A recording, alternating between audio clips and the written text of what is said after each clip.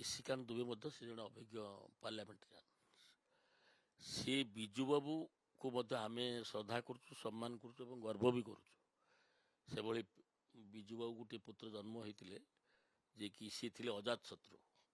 ସିଏ ଓଡ଼ିଶାରେ ଜନ୍ମଗ୍ରହଣ କରି ଓଡ଼ିଶାର ସ୍ୱାଭିମାନ ପାଇଁ ସେ ଆଗେ ଚିହ୍ନନ୍ତି ମାଟି, ତାପରେ ପାର୍ଟି। ତାଙ୍କ ପାଖରେ ଦଳ ବି ନଥାଏ।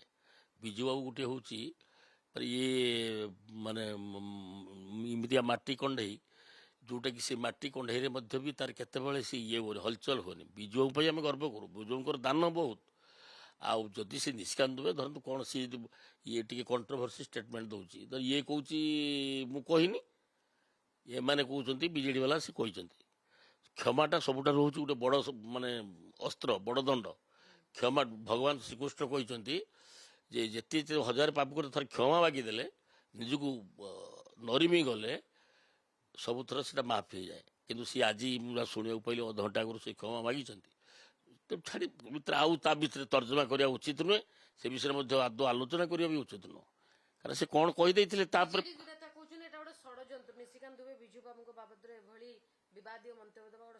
କିଛି ଷଡ଼ଯନ୍ତ୍ର, ମିଥ୍ୟା କଥା। ବିଜେଡି ବାଲାଙ୍କ କଥାରେ କ'ଣ ସତ ଅଛି? ବିଜେଡି ବାଲା ଯାହା କୁହନ୍ତି ସେ କ'ଣ ପ୍ରକୃତ ସତ କଥା ଗୁଡ଼ା କୁହନ୍ତି? ଆପଣ ହଁ ଓଡ଼ିଶାବାସୀ ଦେବେ, ଦେଇଛନ୍ତି 24 ବର୍ଷରେ ତ ଜବାବ ଦେଇଦେଲେ। ଶୁଣ, ଗୋଟିଏ ହେଉଛି ସବୁଥିରେ ଗୋଟିଏ ମାନେ ଇଏ ରଖିବେ, ମନେ ରଖିବେ, ନମ୍ରନ୍ତେ ଫରିଣା ବୃକ୍ଷା ନମ୍ରନ୍ତେ ଗୁଣିନା ଜନା, ନମ୍ରନ୍ତେ ସଜନା ମେଘ ନମ୍ରନ୍ତେ ସଜନା ଧନୀ। ଯେଉଁ ଗୁଣୀ ଲୋକ ସବୁବେଳେ ନମ୍ର ହୁଅନ୍ତି। ଆଉ ଯେଉଁ ଦେଖିଥିବ ଯେଉଁ ଗଛରେ ଫଳ ଥିବ ସେ ଗଛଟା ଟିକେ ନଇଁ ଆସିଥିବ। ଆଉ ଯେଉଁମାନେ ଜ୍ଞାନୀ ଲୋକ ସିଏ ନମ୍ର ଭାବରେ ରହିଥିବେ। ନିଶିକାନ୍ତର କ'ଣ ଜ୍ଞାନ ନାହିଁ? ସିଏ କ'ଣ ତାର ସେ ବହୁତ ଅଭିଜ୍ଞ ସିନିୟର ଲୋକ। କିଛି ବିଜୁ ବାବୁଙ୍କୁ ଏଜେଣ୍ଟ ସିଏ ତ ମନା କରୁଛି ମୁଁ କହିନି, ମୁଁ ବିଜୁ ବାବୁଙ୍କୁ କହିନି। ସିଏ ଯେତେବେଳେ ଏଇଗୁଡ଼ାକ ଛୋଟିଆ ଜିନିଷ ଯାହା ତ ସେ କହିଦେଲେ, ସେ ତ କ୍ଷମା ମାଗିଦେଲା।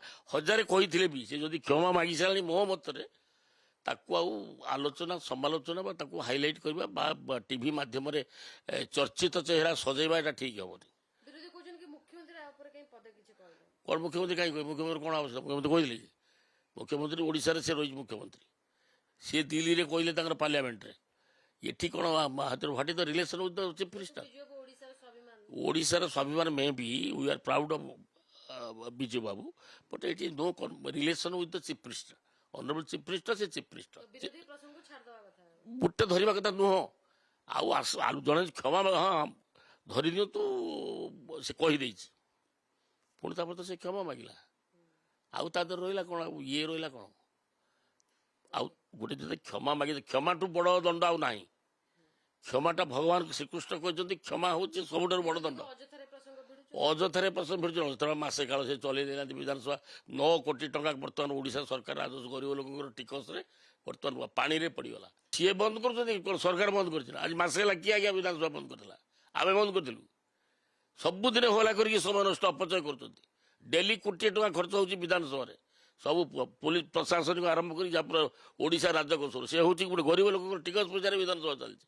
ତାଙ୍କର କେଉଁ ନୈତିକ? ତୁମକୁ ପଠାଇଛନ୍ତି ବିଧାନସଭାରେ, ତୁ ବିରୋଧ ଦଳ ତୁ ବସିବା ପାଇଁ କ'ଣ ତୁମର ଇଏରେ କ'ଣ ତୁମ ଅଞ୍ଚଳର ସମସ୍ୟାକୁ ପ୍ରତିପାଦିତ କରିବା ପାଇଁ ବଡ଼ ବଡ଼ ଇସ୍ୟୁ ଷ୍ଟେଟ୍ ଲେବୁଲରେ ଯେଉଁଟା ରାଜ୍ୟ ସମ୍ବଳିତ ଯେଉଁ ଅଛି ତଥ୍ୟ ସବୁ ତାକୁ ବିଷୟରେ ଆଲୋଚନା କରିବା ପାଇଁ ଆବଶ୍ୟକ ଥିଲା। ସେ ତ କଲେନି।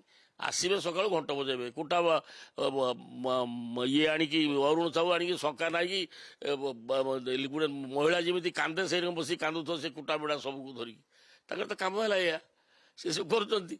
ତେଣୁ ଯଦି କରୁଛନ୍ତି ସେ ତାଙ୍କର କିଛି ହେଲାନି। କିନ୍ତୁ ଆମର ବିଧାନସଭାରେ ଆମ ସରକାରୀ ଦଳ ପାଇଁ କିଛି ଅସୁବିଧା ନାହିଁ। ସବୁ ବିଲ୍ ପାସ୍ ହେଲା, ସବୁ ବଜେଟ୍ ପାସ୍ ହେଲା। କାଲି ଆପ୍ରୋପ୍ରିଏସନ୍ ବିଲ୍ ମଧ୍ୟ ପାସ୍ ହେଇଛି। କାଲି ମଧ୍ୟ ଏଜୁକେସନ୍ ବିଲ୍ ବି ସେ କାଲି ବି ପାସ୍ ହେଲା। ରାତି 11ଟାରେ 2ଟାରେ ସରିଲା କାଲି ଆସେମ୍ବଲି। ଏବଂ ସେଇଠୁ ତାର ତ ହେଇଛି କିଛି ଆମର କିଛି ଅସୁବିଧା। କିନ୍ତୁ ଲୋକ ହେଉଛି ସାଧାରଣ ତାଙ୍କୁ ଖରାପ ଭାବିଲେ। ଓଡ଼ିଶାବାସୀ ଗୋଟେ ଆମର ବି ଗଣତନ୍ତ୍ରର ସିଏ ହେଲା କି ବିଧାନସଭା ହେଉଛି ଗୋଟେ ଗଣତନ୍ତ୍ରର ମନ୍ଦିର। ଆମେ ପବିତ୍ର ବିଧାନସଭାକୁ ଆମେ ଆସିଛେ, କିନ୍ତୁ ସେଇ ଗଣତନ୍ତ୍ରର ମନ୍ଦିରକୁ ସେ ଯେତେବେଳେ ଅପବିତ୍ର କରୁଛନ୍ତି, ଦିନେ ନୁହେଁ କି ଅଧେ ନୁହେଁ, ମାସ ମାସ କାଳ ଯେତେ ଦୂର ଚାଲିଲାଣି ପ୍ରାୟ ବିଧାନସଭା ଯେ ମାନେ ଝାମେଲା କରୁଛନ୍ତି ବିଧାନସଭାରେ। ଫେରେ ଯେଉଁ ସିନିୟର ଆଗରୁ ଥିଲେ ମନ୍ତ୍ରୀ, ସେମାନେ 24 ବର୍ଷ କ୍ଷମତାର ସେବାରେ ରହିଲେଣି, ସେମାନେ ତା ନମ୍ର ହେବା ଉଚିତ। ଆମେ ତ ମାତ୍ର 18 ମାସ ହେଲା ହେଇଛୁ।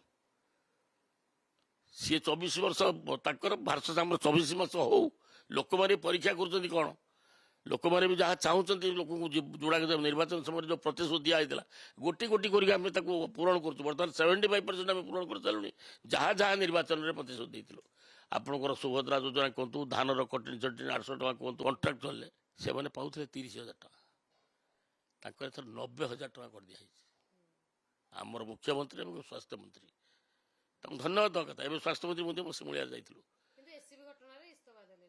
कहीं देवे कौन स्वास्थ्य मंत्री मारते ना कौन सी जो 21 जन तो 11 जन ना 12 जन मरले कौन स्वास्थ्य मंत्री मारते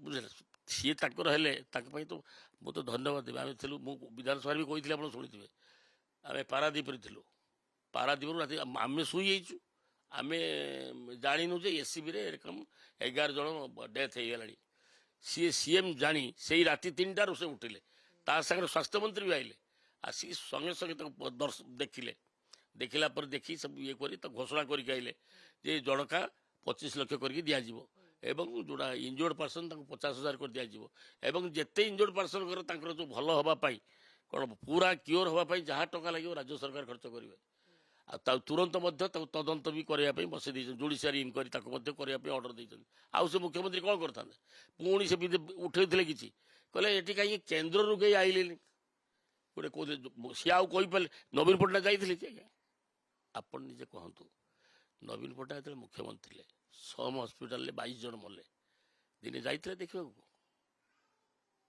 कौ जगार से मले से कथा जानते नवीन बाबू मोर भी डाउट से 22 जन सम हस्पिटाल मले नवीन बाबू एपर्त मत जानी नथी मरी कि ना आम मुख्यमंत्री more active many many thanks to our chief minister